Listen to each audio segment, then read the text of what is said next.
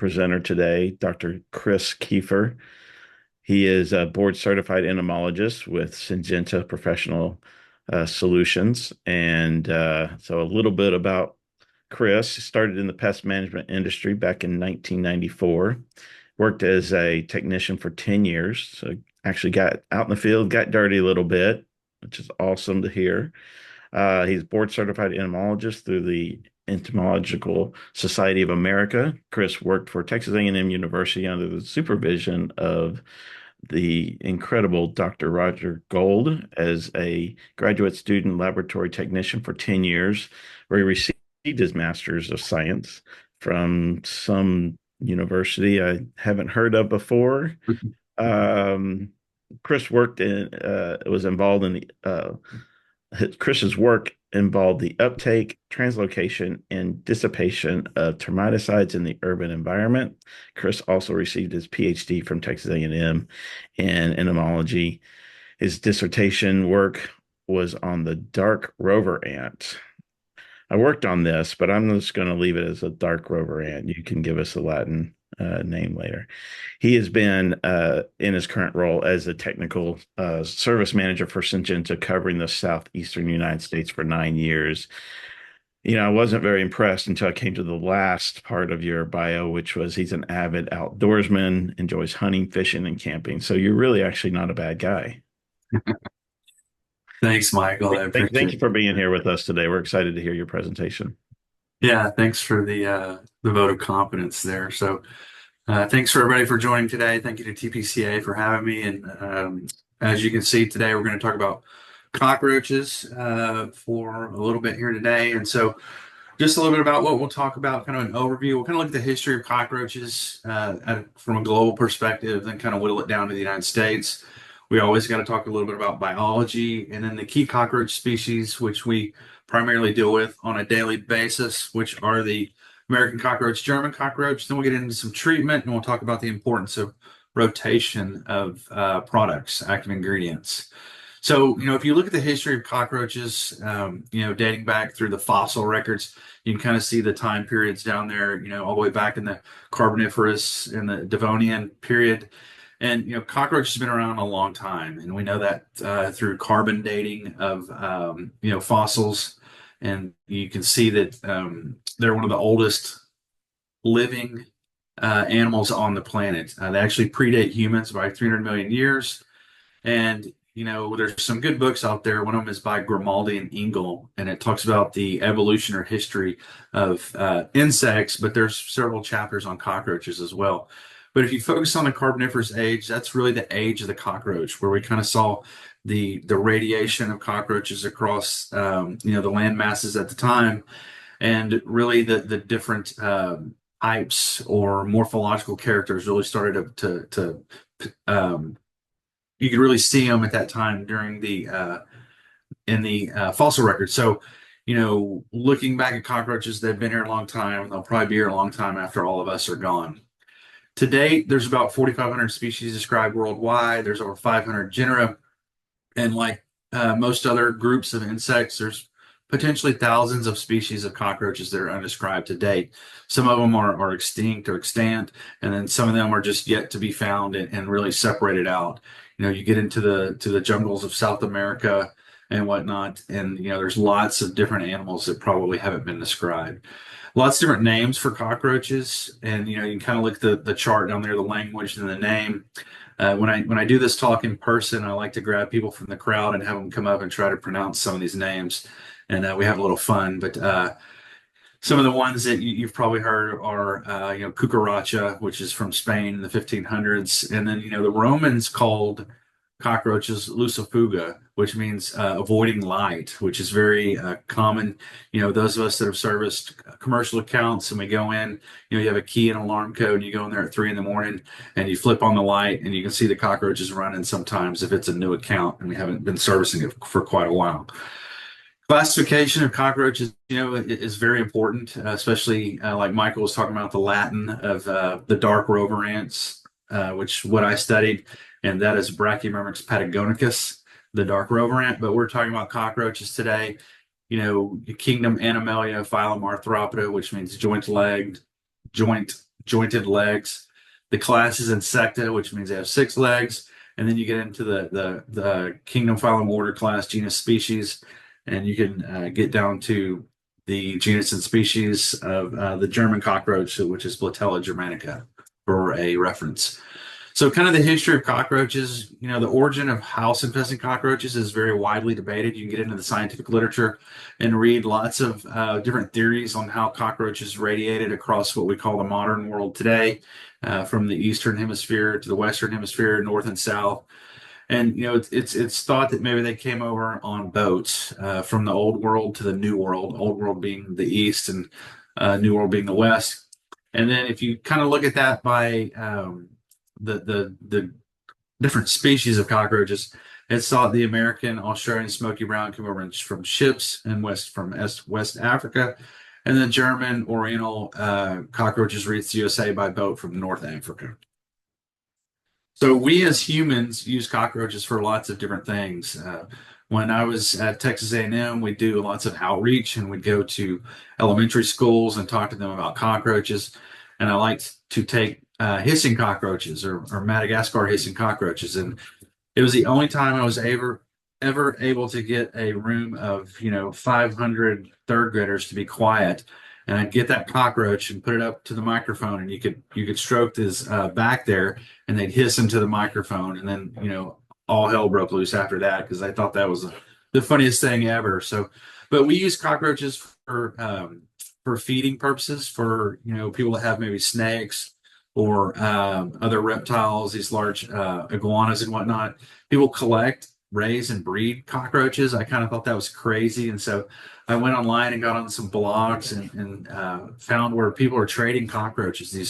These invasive species, they're trading from California to North Carolina or whatnot. So, we use cockroaches for lots of different things.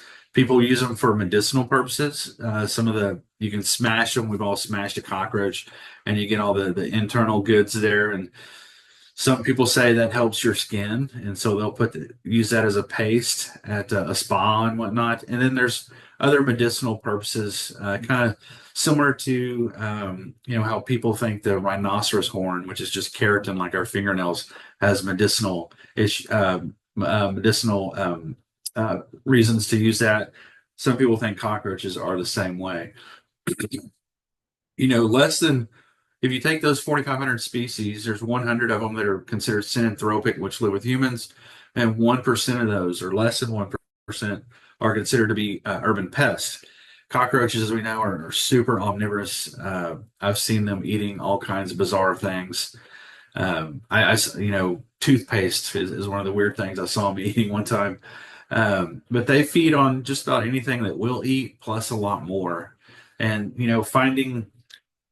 we live in these microenvironments in our houses which are perfect for cockroaches. Cockroaches like the same temperatures, relative humidities, and foods that we like. So that's why cockroaches kind of move into our structures as we do. And then, in human dwellings, cockroaches are generally found where it's kind of dark and there's lots of humidity, and then food and harbors nearby. So the economic impact, we service all these places, so we know these things, but cockroaches cause economic impacts in hotels, restaurants, cruise ships. I was on a flight the other day from Georgia to Houston, and there was a cockroach on the plane. And so we're moving cockroaches around in our daily lives. Cockroaches have secretions, and they'll stain their runways, just kind of like rodents stain their runways with sebum. Cockroaches will do the same thing. There's also the risk of contamination of foods and utensils and packaging. So they'll move about parasites and viruses and other diseases in horrible situations. There's also been documentation of cockroaches causing fires. They'll get into electrical components like computers or whatnot, and start to chew the wires, the casing around the wires. And eventually, if that's not noticed, then it can certainly cause a fire. There's been some instances where cockroaches have destroyed hard drives and disks in entomology labs at different universities. That's kind of funny because the cockroaches escape out of the insectary and they get into the offices and they can do some real damage. Um, Cockroaches are susceptible to radiation. People always say, after World War III, which nuclear war or whatever it may be, that the only thing that will be alive are cockroaches, but they probably won't be alive either. They are susceptible to drowning and starvation as well. Most species can go about 30 days without food, but they are susceptible to starving. So for those of you that read PCT magazine, you know that they have the surveys that they do, and they'll have a special issue called "State of the Market" or "State of the Cockroach Market," "State of the Vector Market," "State of the Rodent Market." And so I pulled some of this data from PCT magazine from 2023, and just to kind of give you an idea of what we're seeing across the whole country. And so the figure on the left shows species that cause the most calls from homeowners or from clients, and it's obviously German cockroaches. And then it goes to American, smoky brown, Oriental. But to really focus on German and American, those are the top two species by far, and those are the two species that we're going to kind of hone in on later today. And then that corresponds to the most difficult cockroaches to control. You can see German is number one, American is number two. So this goes along with everything that we see and talk about. 38% of PMPs follow a no or low prep cockroach protocol. So that's a good thing because most of the time homeowners or tenant owners are not going to cooperate with us anyway if we ask them to do something prior to us coming to do the treatment. And then lots of people are still using glue boards and zone monitors. And I would highly recommend that, and especially in accounts where you have low density of cockroaches. So it's not really obvious where the main harbingers are. You can put out these zone monitors and kind of pinpoint where the cockroaches are coming from. And then, your primary cockroach control measure, as you can see on the far right-hand side, 45% of people are using gel baits, 26% residual IGRs, residual pesticides, 11% are using IGRs. Everybody should be at least talking about IPM and sanitation. And so those are the top three things there that PMPs across the country are utilizing. And lots of times they're using all these things in conjunction. To control cockroaches. And then the average callback rate for cockroaches is about 5% there. So you can kind of gauge your protocol and your technicians based on that.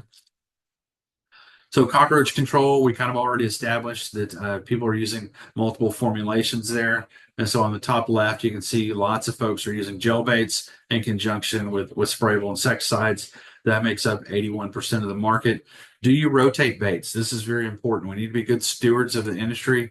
We'll talk about IRAC, the Insecticide Resistance Action Committee, in just a little bit, and how we can prolong the active ingredients that we have now by rotating the different gel baits and different active ingredients.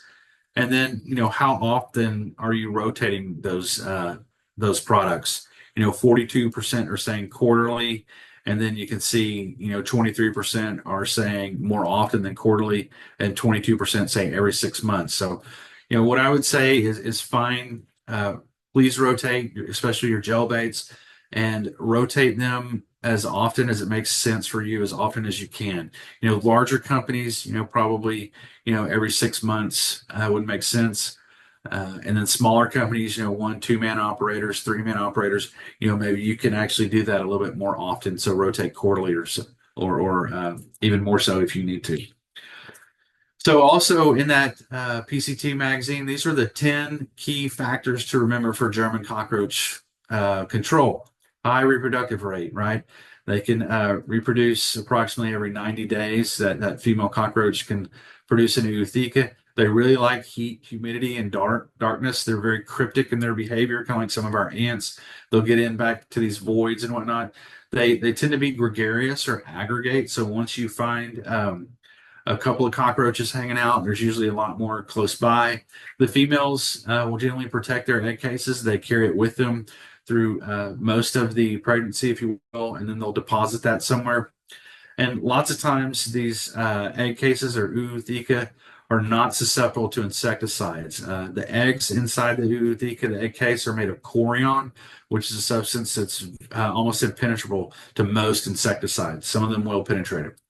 And then nymphs and adults will radiate out into the environment. So, when you start to see early instar nymphs out in the place where you're treating residence or structure, then you're getting close to the primary habitat, because the nymphs do not venture very far from the primary harborage.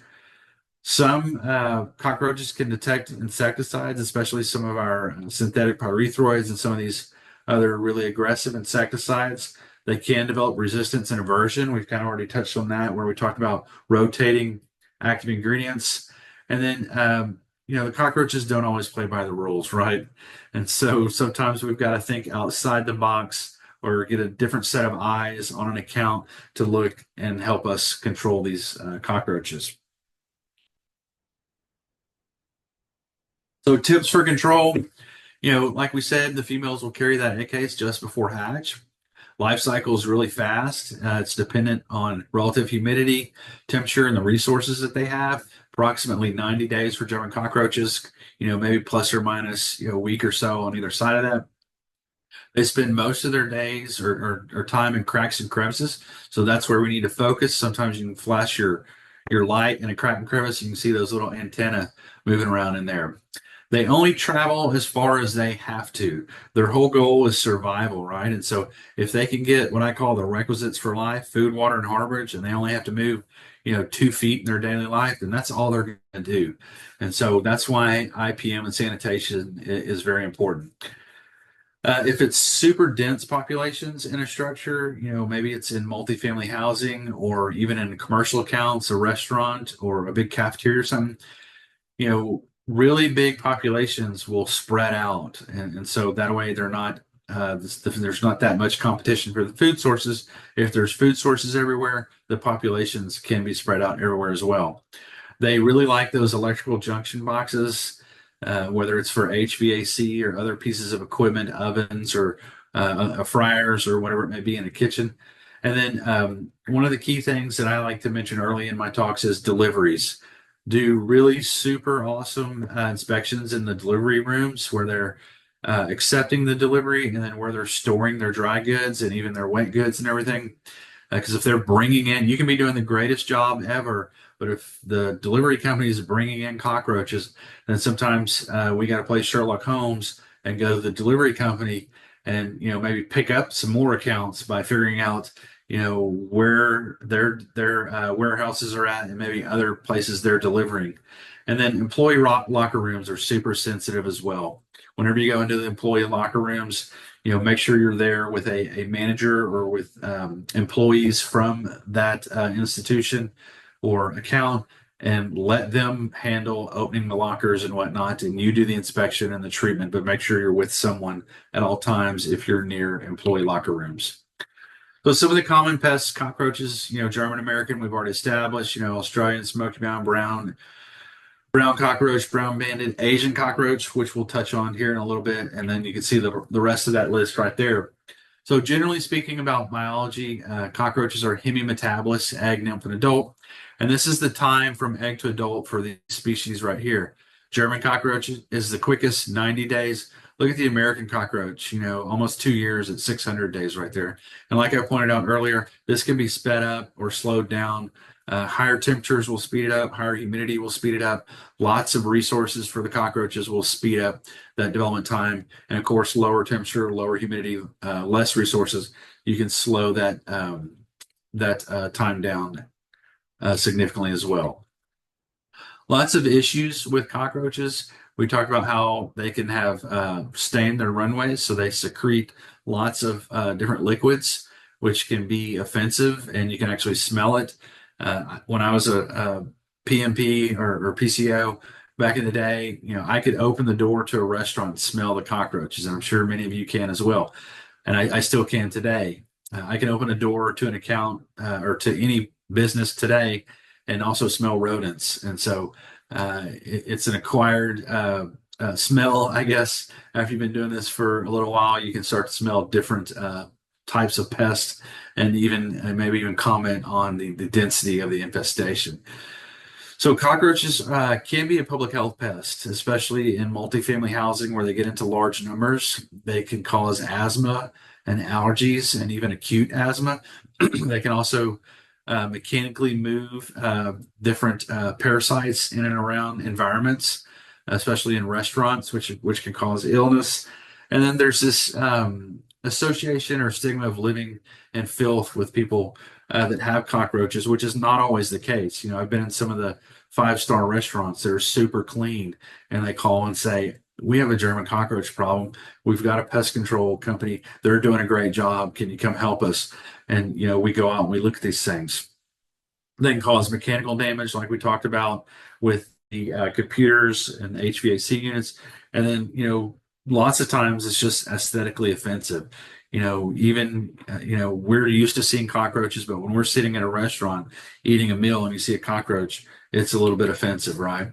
So they can move different bacteria and parasites throughout the environment. Think about something like New York City, where you know the sewer manholes are out in the middle of the streets, and there's buildings just feet away, and restaurants and delis and everything, and there's American cockroaches down in those sewers.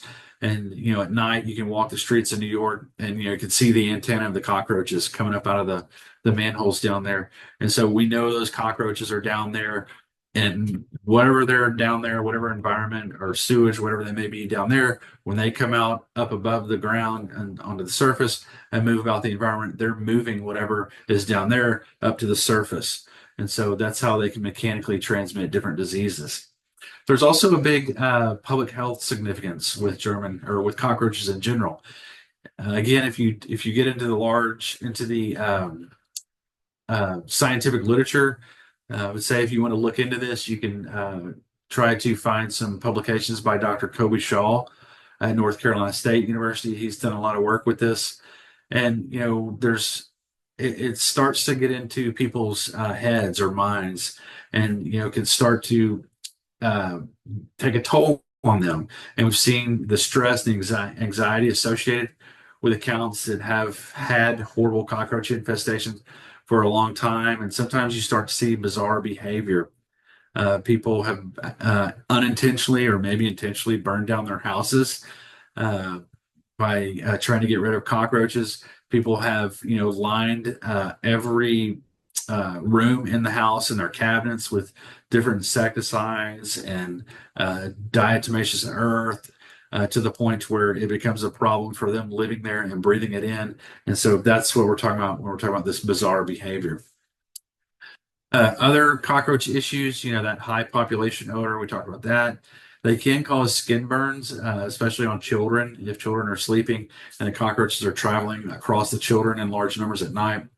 Nausea from eating a cockroach. I've eaten cockroaches before as part of some things that we did at Texas A&M. And then staining of surfaces, we talked about that. Cockroaches can get in the ear canal. Again, if you get into the public health literature, there's many cases across the United States of cockroaches crawling into an ear. They get lodged in there, and then you have to go to the ER, and they have to get these specialized tools to get into the ear and pull these cockroaches out. Cockroaches will eat the eyelashes, especially off of children who are sleeping and they have these high density populations. They'll eat your toenails and they'll nibble at scabs and whatnot. And so that's another way you can get illnesses. And then they feed on food residues, especially around children's mouths who maybe don't have the best hygiene. And so there's lots of different issues where cockroaches cause problems for humans. Comparison of cockroach sizes, we've all seen them, but you know, American is the largest, and brown banded is one of the smaller cockroaches that we deal with, and then the Oriental and German kind of fall in the middle there.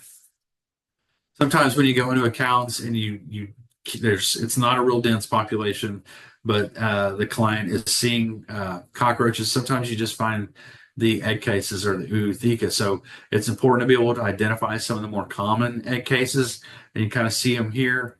The German cockroach egg case is pretty easy to ID. Each one of these sections is potentially an egg. It's very large. It's kind of rounded a little bit. You can tell, and light colored, brown banded here.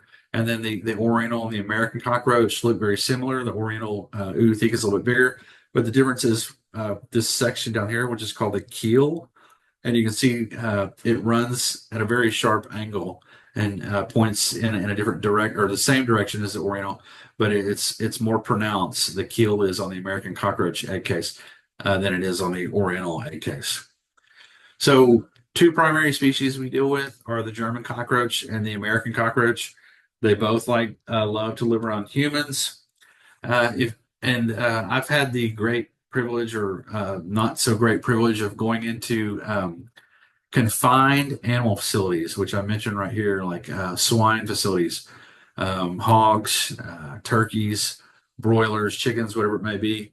And so when you get into these types of facilities, the ones that I went into in the East Coast, there were thousands of German cockroaches and American cockroaches in these facilities, just hanging out with the hogs and whatnot. And so, these types of facilities need pest control as well, and it's a great environment for many different species of cockroaches to live in because there's constant water.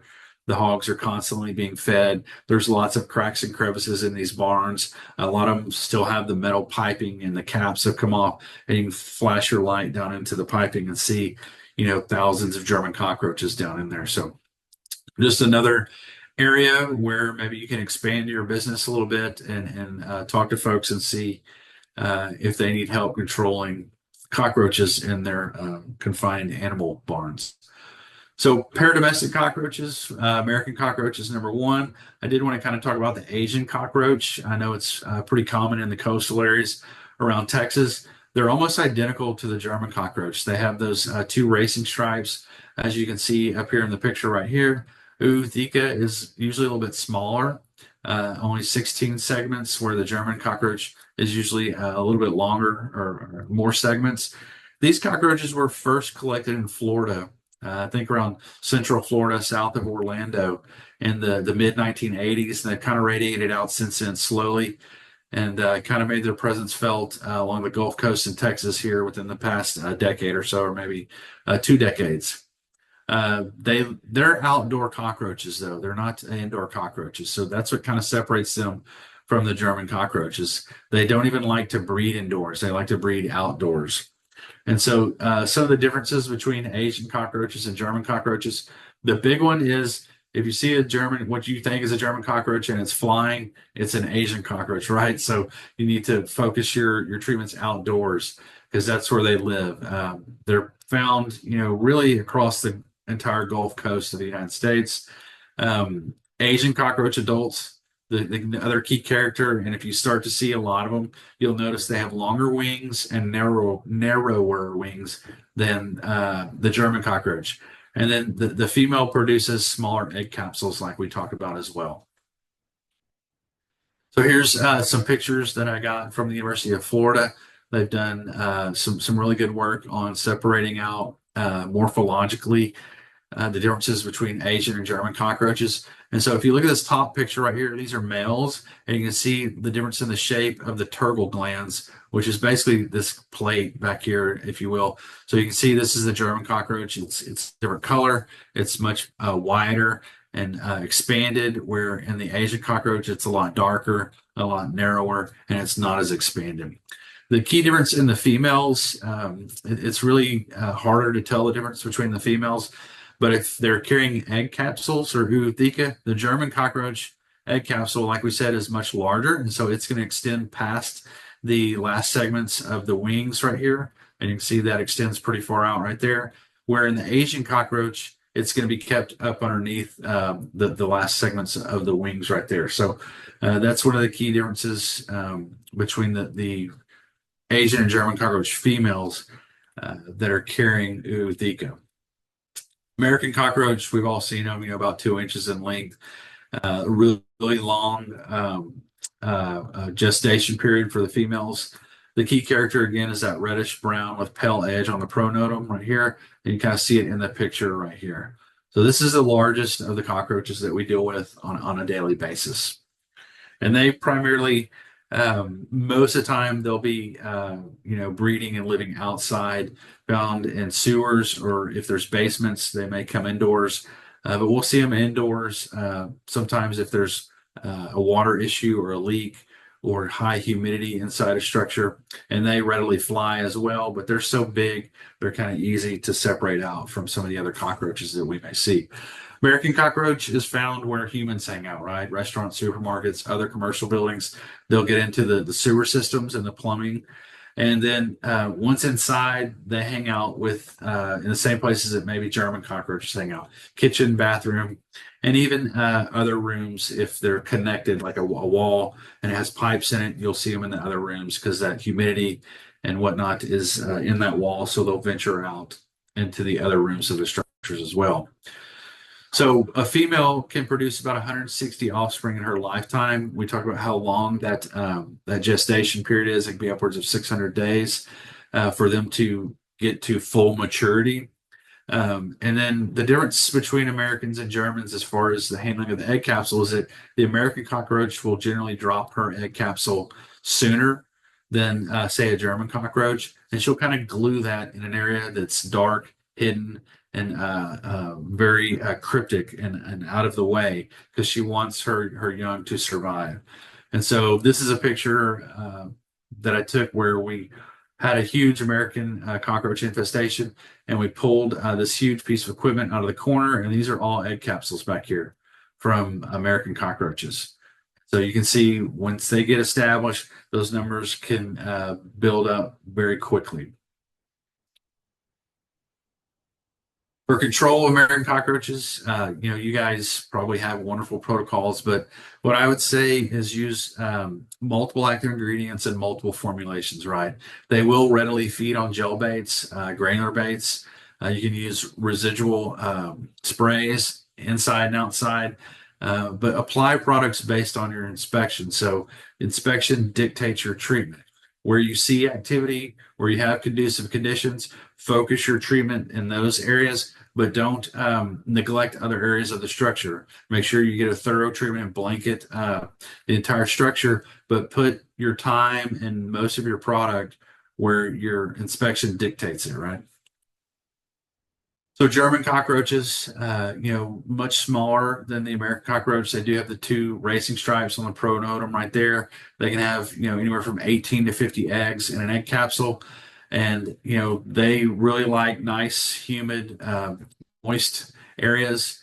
It's really should be 2 to 3 months right here from egg to adult, about 90 days. And then they have wings, but don't fly. Really found indoors in those areas that we talk about in the kitchens and bathrooms and those areas. And generally speaking, normal lifespan, they're probably only going to live no more than 6 months. They infest homes very readily, and they'll get into apartments, supermarket, food processing plants, prefer humid environments at 70 degrees Fahrenheit or higher. And one thing to keep in mind is that 80% of any German cockroach population are nymphs. So 20% is mature adults, right? And so when you're seeing lots of adults, there's a whole lot of nymphs somewhere else, right? And I wanted to reiterate what I talked about earlier is that if you're in a structure and you're doing your inspection or doing your treatments and you start to see lots of early instar nymphs, that means you're really close to the harborage areas. The early instar nymphs generally and gravid females do not venture very far away from the primary harborages. They rely on the other cockroaches, the mature males and mature females that aren't gravid, to go out and sometimes find resources and food. And then we all know cockroaches will regurgitate things when they get back to that harborage. And those early instar nymphs and the gravid females usually don't feed a lot. They've already had huge meals to develop their eggs. But the early instar nymphs will feed on the residues of whatever those adults are bringing back. German cockroach life cycle, male, female copulate about 10 days later. She produces that egg case. 30 days after that, the nymphs will hatch out. The early instars will go through about 6 instars in about 60 days. And so 90 days total there. And then they will become mature adults as well. So they're very gregarious, German cockroaches. They communicate with pheromones and charomones or chemically. And so they are not social insects, but they're very gregarious and hang out together. And they're very omnivorous. They'll feed on any food that we feed on, and then they'll feed on, glue, toothpaste, and all these other things that are out there in the environment. Monitoring inspection is critical for any IPM program and any German cockroach protocol. So make sure you've got good inspection tools and that you have good monitoring tools as well. That's where those glue boards and zone monitors can come into play there. Sanitation can be very important when you're dealing with German cockroaches. It's important to document all these things, the sanitation or conducive conditions. And if you can take pictures in an account, and I'll say that again, if you can take pictures, get prior permission, and pictures speak 1,000 words. I ran a commercial route for about 5 years, and this is way back in the day. I'm going to date myself right here. We would have logbooks at the account and one at our office. And I would take pictures with a Polaroid camera. And I'd take 2 pictures of everything, one to leave there on site and one that came back with me to the logbook at the office. So make sure you're communicating verbally if you can, write things down, and then take pictures if you can as well. And so make sure within your protocols you have some non-pesticidal things that you can do. Utilize adulticides, insect growth regulators, and certainly utilize multiple active ingredients and multiple formulations. Build that protocol out, and then at least a skeleton protocol so the technicians know I need to do these 10 things at a German cockroach account, and then follow up and evaluate the success of your monitoring, inspection, and treatment. And if it was unsuccessful, then we need to change something that we're doing at least at that account. So we need tools to be able to do the right things, right? So a clipboard or iPad, everything has gone digital now. Light sources or flashlights. I used to carry 3 flashlights with me, and sometimes I still didn't have a working flashlight. The light on your phone, iPhone or whatever phone you have, is not a good light to be using, and it's not very professional when you're going around an account and you're using your phone as a light. So make sure you have working flashlights all the time. Flushing agents, so those non-residual aerosols can be very important, especially if you're in a structure where there's a large piece of furniture or in an account, a commercial account, there's big equipment, you can't move it. You can certainly flush behind that and see. Mechanics mirrors can be important, the ones that have the extension on them, and then you can fold the mirror in and out like that. You can shine your light on the mirror and it'll reflect the light behind the equipment so you can see back there. The camera we already talked about. Sometimes some exclusion can help with some caulk and other things. And then if you're going into an account and you're doing maintenance baiting, every once in a while it's important to scrape some of that bait away and properly dispose of that. PPE is really important, whether it's a bum cap if you're in an area with low ceilings, or even just gloves to help protect you and so that you don't contaminate the gel baits. Specimen containers can be very important, especially say you're in a case and you've got cockroaches, you don't know exactly what they are. You can collect them. You can go to CVS or Walgreens and buy these vials, plastic vials. They cost almost nothing, and you can throw the specimen there, put the lid back on it, and then write down where you collected it, the date, the time, the address, and the room, and all these things. And that'll be helpful later on. So you don't have to remember all these details, but you've written them down, and you can get some help identifying that cockroach. So flashlight, knee pad, screwdrivers. So you can crawl around on these commercial accounts in the middle of the night, and different tools so you can get into some of the equipment and take off some of the vents so you can get into motor housing and do a proper inspection or even proper treatment.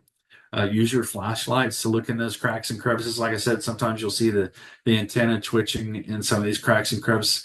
Get those sticky traps, zone monitors, glue boards out in areas where they're not going to be in the way or they're not going to get washed away at the end of the night.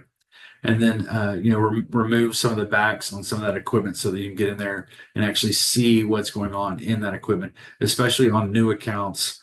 So you can see in there and see if there's any activity in there. So these are the top 10 common harborages for German cockroaches. And this came from Dr. Phil Kaler out of the University of Florida out of one of his books. Corrugated cardboard, sinks, moldings, wall coverings. Food carts are very important, especially if maybe you're servicing like a university or college. Sometimes they cook the food in a building on this side of the campus, and then they put that cart in a delivery truck, and then they travel across the campus and deliver that food over here. So if there's cockroaches in this building over here, they may be moving those cockroaches across the campus. So it's always important to find out the logistics of how people are moving food about, especially on something like a college campus or something of that nature, and get in there and inspect those food carts, treat those food carts if you need to. Ceiling tiles, especially in drop ceilings, get up in there sometimes in really dense German cockroach infestations. You'll find them up in the ceiling tiles as well. And then get into that equipment, like I said earlier. Refrigerators, coffee machines, those big commercial mixers like the Hobart mixers. You can take those tops off, and it's a hollow shell down in there with a few moving parts. And you can look down in there, and sometimes those will be loaded with German cockroaches. Cockroaches, again, just a picture to go along with what we've been saying. They like humid, moist areas. So plumbing areas, bathroom areas, where all of that accounts. And it's important to look at the pipes going into the walls right here, especially in multifamily housing. Those need to be treated because cockroaches will move from one unit to the next. Cabinets, especially dry storage areas like pantries, cockroaches will get in there. Hospitals, lots of hospital furniture is hollow, especially the legs, not just on food service carts, but even on some of the tables and the beds and whatnot.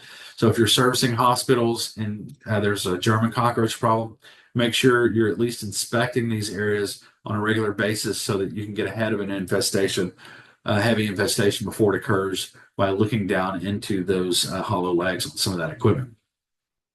So common breeding sites, this is, maybe the top 10 cockroaches right here. German cockroach, kitchen, bathroom. Asian cockroaches, we touched on them a little bit.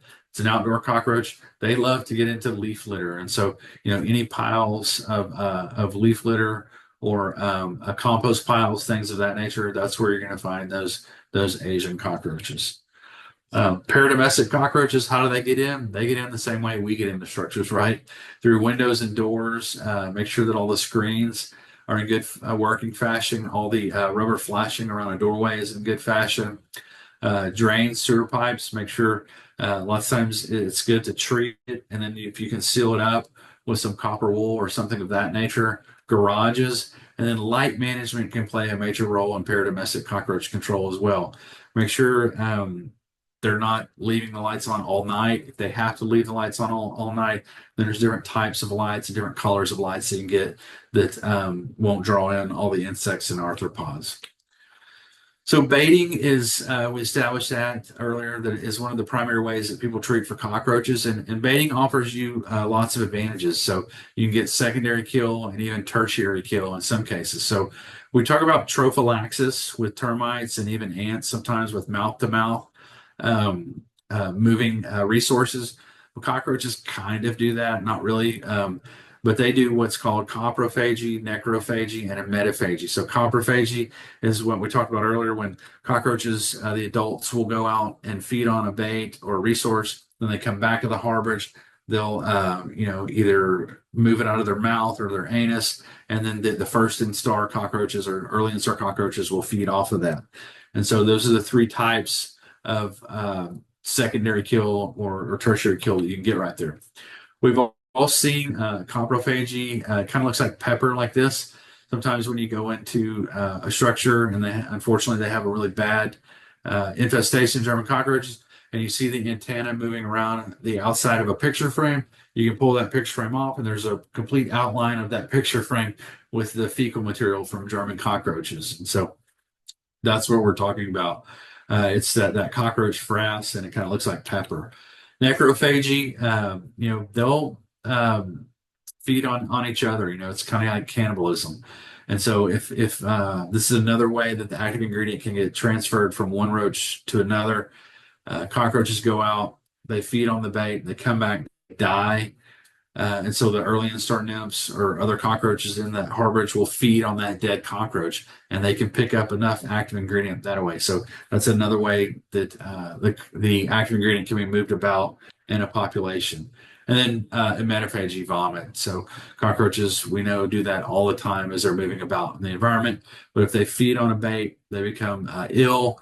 They'll get back to the harborage, and then they'll start to vomit within the harborage, and the other cockroaches in that harborage will begin to feed on that vomit.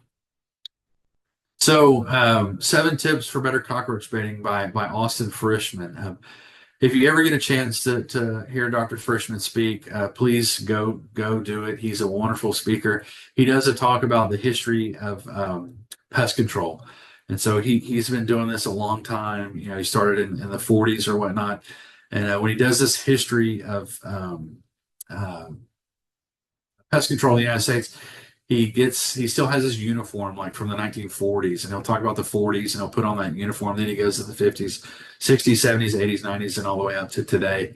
So it's kind of cool. But these tips are really good, and they still apply today. So number one, to each their zone. Cockroaches live in zones, and so if you were open up some cabinets like this, and there's 3 shelves in there. There's 3 different zones in that behind those doors, right? And so in that top zone, if there's food, water, and harborage up there, the cockroach may never leave and go down to the middle zone or the bottom zone. So that's why it's important when you get into these areas to understand the different zones that you're dealing with. You can just kind of look at it and tell, but you got to get treatment in all 3 of those zones if there's cockroaches active in that area, because they may not leave that top shelf ever. If you get into a situation where you can't get to the harborage and there's not, really easily defined zones, then figure out where the cockroaches are moving in their daily activities. And this is kind of stupid, but it's common sense. Put the bait in between where the harborage is and where they're moving. Put it in crack and crevice type situation, but get that bait in there, and they'll find it. But make sure you got it as close to their pathway as possible. You can apply bait to cardboard like this in some instances. I cover 12 states in the southeastern United States. And so if this is not legal in your state, obviously don't do it. But you can utilize this as a crack and crevice type treatment. You can put the bait on a piece of cardboard, kind of fold it up like an accordion, and push that back into a crack and crevice, or maybe up under a big, large piece of equipment that's not on wheels. Number it, document what it is, where it's at, and have a diagram so that you can come back and find it, and then see if that bait's gone. If it is, then we know we have cockroaches in that area, and that's an area that we need to pay close attention to. So this is what I was talking about, to each their zone, right? So this is a zone up here in this top, this is a zone in the middle, and this is a zone in the bottom. So we need to get treatment in each one of these zones. And then even on top of that shelf, that's a zone as well. And underneath here, there's a zone. And then along the edges on the shelf, in between this partition board and the wall, there's usually a gap of, maybe a quarter inch, half inch, whatever. Get some treatment up in there, especially if you're seeing cockroaches in these areas. So to each their zone, right? Underneath the plumbing, we kind of talk about how German cockroaches will move from one unit to another in multifamily housing. So it's important to get some treatment where these pipes are coming into the wall. You can use a gel bait, you can use a dust, a powder bait, a liquid insecticide, and then maybe even try to seal those up if possible. And then, get bait placements out within that cabinet as well as much as necessary. Refrigerators, this is that hinge on the top, and that hinge is housed in usually a plastic dome or a compartment. Cockroaches will get in there. And then even though the refrigerator is cold or freezers are cold, this is that rubber lining right here. I've peeled that back before and seen German cockroaches just lined up in that lining. And so make sure you're not missing these types of areas, especially if you're struggling to find the cockroaches and they're in and around the refrigerator. Then certainly take a closer look at that harborage area. Dishwashers, you can get in. This one happens to be built in, and so make sure you're at least inspecting these areas around the dishwasher. And if you need to get treatment in there, certainly do that. Do not use a dust or a powder bait in these types of situations because there's motors and fans in some of this equipment. And if you use a dust, when that motor kicks on, it's going to blow that dust around and maybe out into the area where people are working, and we don't want that. If you come into a situation and you see something like this, don't be alarmed. Don't feel overwhelmed. Remember what you've learned through your years of doing pest control, or if you've been doing it for 6 weeks. Remember what you've been taught as part of your training. Remember talks like this today, and just logically approach this and inspect each single piece of equipment. So this is a major zone right here, this oven right here, and then within that zone, within that oven, there's smaller zones, and so just kind of break it down and logically go through this, and you can certainly effectively and quickly treat these types of areas very easily. So don't be overwhelmed. So back to our 7 tips. Vacuuming can certainly be a very effective way. I used to vacuum lots of times, especially on large commercial accounts that we picked up. I could go in and vacuum up thousands and thousands of cockroaches in a very short amount of time. Vacuuming is not a standalone type treatment, though. We still need to do everything else that we've been taught in our IPM approach and get different multiple active ingredients and multiple formulations out, and then also talk about those conducive conditions and other things that may be contributing to the cockroach infestation. Make sure if you're using a vacuum that it's got the HEPA rated filter on it, and that you're using the appropriate types of vacuums. And then get those cockroaches, collect them, and dispose of those in an appropriate manner. Don't just leave them in the vacuum, or don't go dump them in the dumpster outside, because they're going to move right back into that account. Zone monitors are very important, especially in areas or accounts where it's not a super dense infestation. Maybe there's just a few cockroaches still lingering or running around, and you can certainly pinpoint their location with the help of zone monitors. Another thing that I've done in the past that I learned from Austin is to use a wire like a hanger. And if you can't, lots of the bait guns we have today have extensions on them, maybe 12 or 18 inches. But if you can get bait on the back of a hanger and then get that back into a crack and crevice where it's inaccessible to humans and non-target animals, then you can certainly do that. So get it back far in those cracks and crevices and back into those corners. Few more cockroach baiting tips. Wear gloves to reduce contamination. If you smoke or use tobacco, that will significantly decrease the effectiveness of any gel bait or powder bait that you may be using. So make sure that you're washing your hands as often as possible, especially after the use of those types of products. And it will certainly increase your efficacy. Inspect thoroughly. Inspection dictates our treatment. Use those zone monitors. Focus on the areas with high humidity, high temperature. It's better to use smaller bait placements, multiple smaller bait placements, than to put out a big line. And if you're putting out a big line of bait, you're not following the label anyway. So you can do small lines of bait, but not these big lines that I see sometimes. Scrape the old bait away and get rid of that and dispose of it properly. Replace bait often in high heat areas, so around ovens and things of that area. Those ovens heat up to 300-400 degrees, 500 degrees, whatever, and sometimes it'll cause that bait to crystallize a lot quicker than it normally would. Baits with insect growth regulators or liquids with insect growth regulators, especially on new accounts or accounts that have really bad infestations, those IGRs can certainly help you get better long-term control of those baits, of those cockroaches. IGRs are highly active on German cockroaches at lower concentrations than some of our typical active ingredients. So that's why they're effective against German cockroach infestations. Delivery carts, we talked about those. Maybe it's a hospital, nursing home, or university, or some other establishment that's moving food from one side of the campus to the other. Seal the bait tubes at the end of the day. All the bait tubes come with a screw-on cap, so make sure you're sealing those so that they stay moist and so that you're not getting cross-contamination from maybe some other insecticides that you have on your truck. And make sure your baits are in a special area within your truck. I used to keep mine in a little like a lunch pail kind of thing, just to try to protect them a little bit more.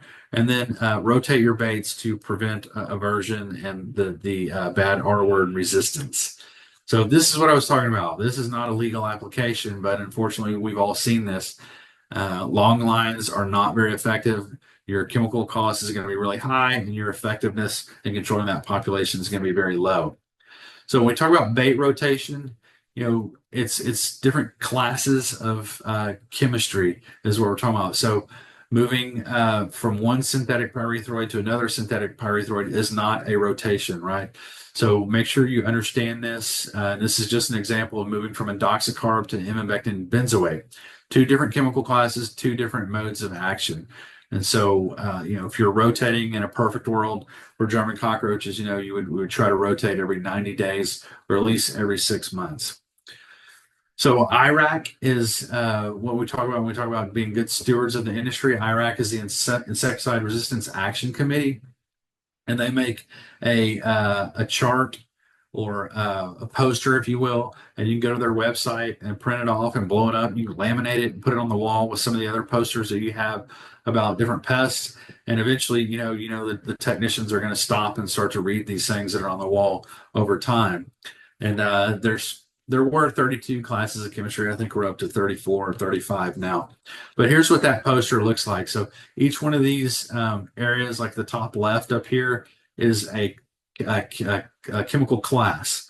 And so this chemical class up here is one. And so these are 1A over here, and these are 1B down here. And it lists all the different active ingredients that are commonly used in our industry as 1A or 1B. And so these have different modes of action than this group right here, right below it. Say group 2, group 3, group 4, 5, 6, 7. And so you kind of go through the poster, but it's a really important to kind of understand this, what true rotation is, and what being a true steward of the industry is. Use those sticky traps like we talked about will help you detect low levels of populations. Document and where you're putting out your zone monitors and number them so that when you go collect them, you'll know where this zone monitor came from. Focus on those requisites for life, food, water, and harborage there. If you can eliminate part of the food source or part of the harborage or all of the harborage, that will significantly increase the effectiveness of your chemical control. Flushing agents can be very important, like we talked about, especially non-residuals getting behind, big furniture or big pieces of equipment that you can't really see behind or move. Vacuums, make sure you have an appropriate vacuum if you're going to use that. They can be great and get rid of a lot of cockroaches really fast. Crack and crevice is the key here. That's where these cockroaches hang out. Lots of different formulations available to us, so make sure you're utilizing all the appropriate formulations, liquids, contact insecticides, IGRs, dust, gel baits, and granular baits can be effective on many different species of cockroaches. Tolerance of some of these insecticides and some of these kitchens can play a role, especially if they're coming in and hosing down, at the end of the night, or if there's, lots of dirt, grime, and grease everywhere. Make sure you're servicing that account on the right interval, and then you're getting out the right formulations in those areas. There's a myriad of things out there to control cockroaches. So all I'm saying is find what works best for you, what fits your economics, what fits your client's economics, and you can certainly be successful in controlling German cockroaches inside and the paradomestic cockroaches outside. This will help you to be more successful by using multiple formulations and multiple active ingredients. So identification is critical. Know what cockroach you're dealing with. That's going to dictate what protocol you use. Know a little bit about biology and ecology. Sanitation is important. Choose the proper formulations. Be good stewards of the industry and rotate your active ingredients. And understand that with gel baits, you can get secondary and even tertiary kill. And with that, I'll say Thank you very much for the time. It is 8:59, so we're right on time. Awesome. Thank you, Dr. Keefer. We did have a question. I think you addressed it, but let's go ahead and bring it up. So, do German roaches groom each other and pass insecticides to others? Thank you, Tino, for that question. Yeah, so they don't groom like say um, ants or even termites. But when they're in tight packed in some of these environments, in these cracks and crevices, there's that mechanical like passing. So if you get into a residual insecticide and it's still moist on them, or even dried like a micro cap or something, they can certainly move that about the environment. But it's really about the gel baits and how they can pass that through necrophagy, emetophagy, and the other ways that they can move these active ingredients around the environment and pass them to their their mates Yep. within the Great. environments. Awesome. Something that comes up for us frequently is what about drains and drain treatments? So, American roaches are such a challenge. So, is there a treatment protocol that you have had success with, or you could share? Yeah, so you can certainly that's a situation where it's important to use the things like biomop and try to get the drains cleaned, and talk to the structure owners about cleaning those drains.